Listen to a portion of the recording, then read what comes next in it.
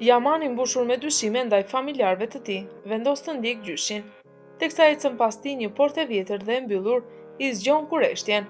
Aty pranë është parkuar makina e shrefit. I shtyr nga dyshimet, Yamani stap portën me forcë. Pastaj e sheh një skenjë që nuk e kishte pritur, gjyshin e tij, së bashku me Xhesurin, po ndoshkojnë disa njerëz që e kishin kërcënuar jetën e Yamanit dhe miqve të tij.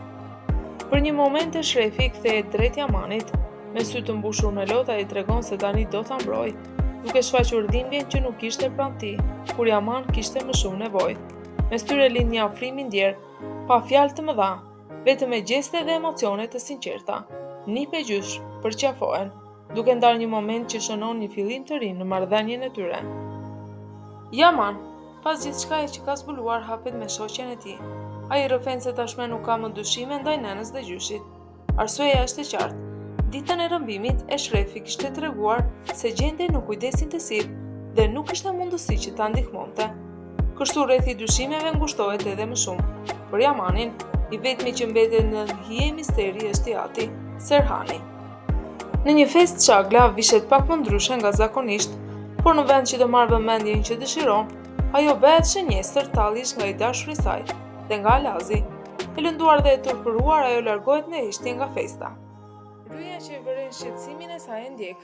Në një moment të ndjeshëm, çagla i hapet dhe i tregon një të fshehtë të madhe, se Alazi kishte grabitur shtëpinë e vjetër të Yamanit. Ajo shton se edhe vetë Yaman e di këtë, por pavarësisht se e quajnë i egri, ai nuk është i aftë të tradhtojë askënd. Yaman shkon në dhomën e tij dhe papritur i bie në dorë një album fotografish, teksa i shfleton hyn Neslian, e cila i rrëfen me lot në sy se ato foto u shkrepën pikërisht ditën kur Ali u rrëmbye. Ajo kujton se sa i lumtur ishte Ali atë ditë dhe se nuk ja kishte ndarë syt për asnjë moment, por një telefonat e shpërqendroi vetëm për pak çaste dhe pikërisht në atë hapësirë të vogël, ajo u zhduk nga sytë e saj. E mbushur me dhimbje dhe faj, Neslian shpërthen në lot. Yamani i prekur thellë e përqafon nënën e tij dhe i premton se do t'i gjejë ata që ishin përgjegjës për rrëmbimin dhe do t'i ndëshkojë. Gjatë festës, atmosfera ndryshon papritur kur Ryja merr mikrofonin. Para syve të të gjithëve, ajo i drejtohet hapur Alazit.